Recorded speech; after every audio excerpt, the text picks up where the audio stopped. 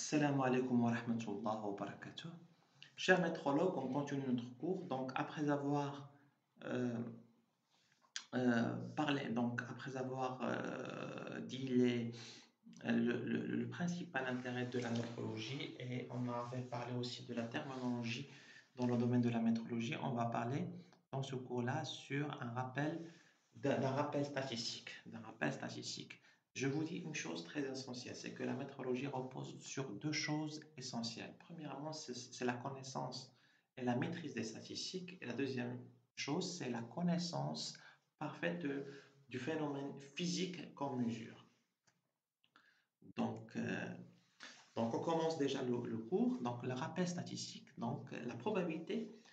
Donc, qu'est-ce que c'est que la probabilité? C'est un nombre réel dans l'intervalle entre 0 et 1 associé à un événement aléatoire.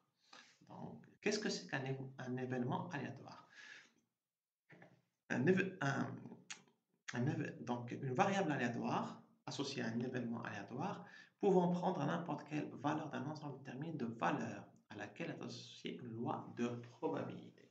Donc, lorsqu'on définit les événements d'une variable aléatoire, chaque événement est associé à un chiffre, donc un chiffre compris entre 0 et 1. Donc, à ce moment-là, on a défini la loi de probabilité. Donc, pour la loi de probabilité, elle est soit discrète, soit continue. La fonction de répartition donnant pour toute valeur x la probabilité que la variable aléatoire grand X soit inférieure ou égale à petit x. Donc, L grand F de x, c'est la probabilité pour que la variable aléatoire grand X soit inférieure ou égale à petit x.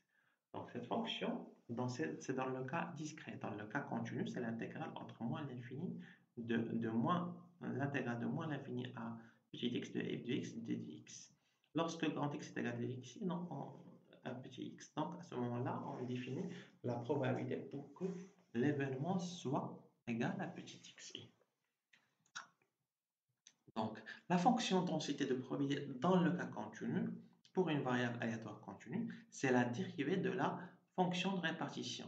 Donc, lorsqu'on dérive cette fonction de répartition, on trouve la densité de probabilité. Donc, c'est d de grand F de x sur d de x. Donc, on définit deux notions essentielles dans la statistique qu'on va utiliser d'ailleurs dans la métrologie. Premièrement, la première notion, c'est l'espérance mathématique d'une variable aléatoire ou d'une loi de probabilité. C'est c'est l'intégrale de x et de x. C'est dans le cas continu. Dans le cas discret, c'est la somme des pi fois x grand xi. Donc la moyenne, c'est un estimateur de l'espérance mathématique qu'on va le voir tout de suite. La variance, c'est l'espérance de grand X moins x au carré. Donc, et l'écart type, c'est la racine de la variance. C'est la racine de la variance. Donc, voilà. Donc, on définit la loi normale, qui est une loi continue. On l'appelle aussi loi de Laplace-Gauss. Donc, c'est une loi de probabilité d'une variable aléatoire grand X dont la densité de probabilité est définie de cette formule-là. Donc, c'est la loi normale sont très réduite. Voilà. Donc, la moyenne, on définit ici deux notions, comme on l'a dit tout à l'heure. La moyenne, c'est 1 sur n fois la somme des x, qui est un estimateur de l'espérance mathématique mu. Par contre, la variance S carré, c'est 1 sur n moins 1 fois la somme des xi moins x bar au carré. N moins 1, c'est le nombre de degrés de liberté, qui est un estimateur de la variance. Et sigma, qui est la racine de la variance, donc c'est un estimateur aussi de l'écart type. Voilà, donc vous devez absolument retenir ces deux formules-là, qui est la moyenne et la variance, ou l'écart type, qui est la racine de la variance. Voilà. Donc ici, je vous montre ici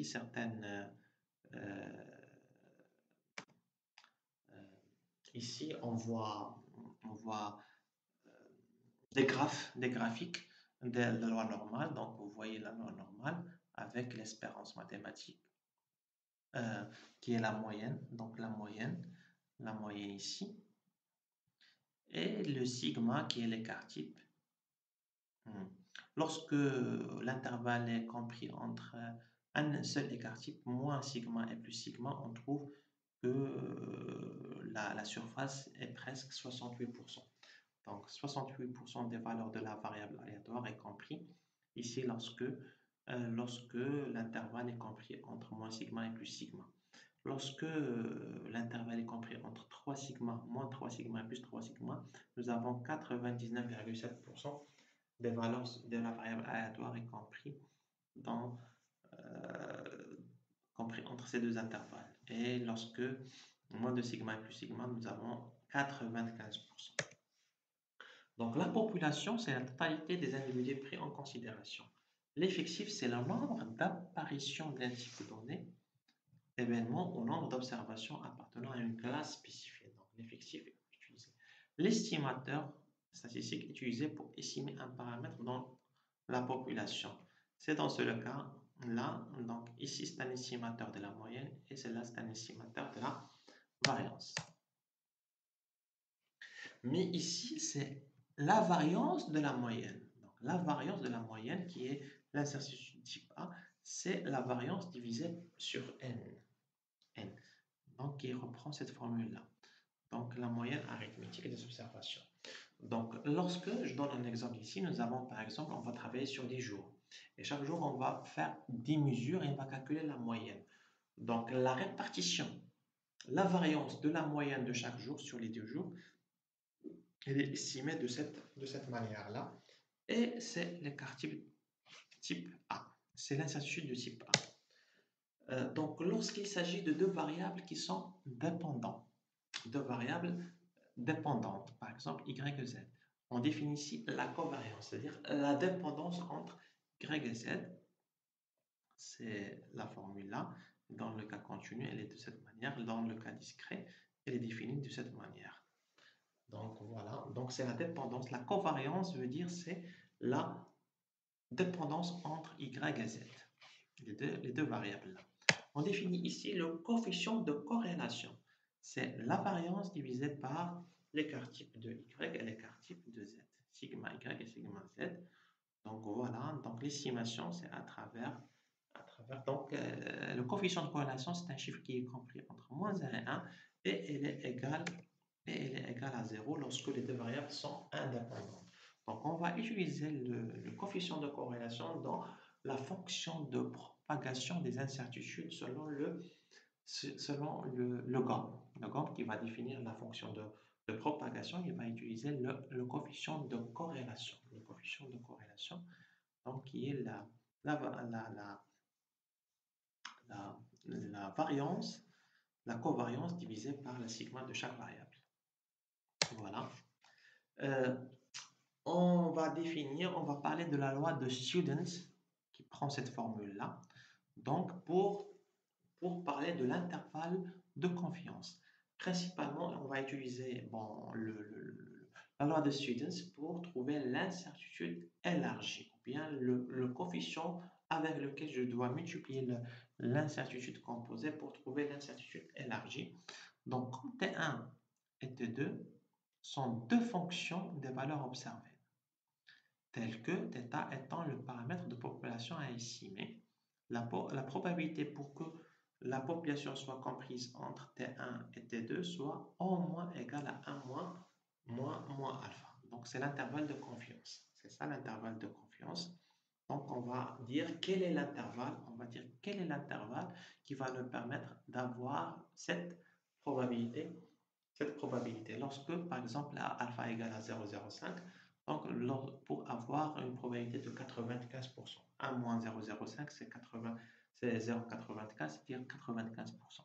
Donc, quel est l'intervalle qu'on cherche? On le trouve à travers la loi Student. Donc, la loi de Student, il prend cette formule-là et elle est définie dans certains tableaux. Donc, voilà. Donc, c'est une loi qui définit la distribution de cette variable-là, qui est z moins mu, qui est l'espérance divisée par l'écart type. Voilà. Donc, là, comme on va voir par la suite dans la loi de propagation des incertitudes, donc vous devez absolument connaître la loi de Student qui va nous permettre d'élargir l'incertitude élargie par rapport à l'incertitude composée.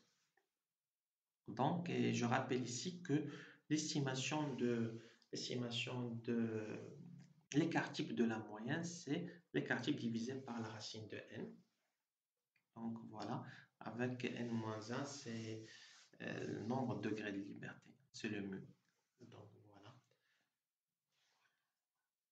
Donc cette probabilité, il va nous donner le coefficient k. Le coefficient k qu'on va multiplier en fonction des degrés de liberté. Donc il suffit de trouver le nombre de degrés de liberté et de trouver la valeur de cette probabilité et la multiplier par l'incertitude composée pour trouver l'incertitude large. Donc le coefficient k, on ne le trouve pas à partir de la loi de normale, mais à travers la loi de Students, mais généralement la loi de Students s'approche de la loi normale lorsque n est assez grand.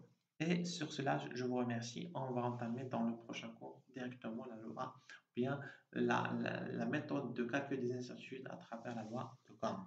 Et je vous remercie.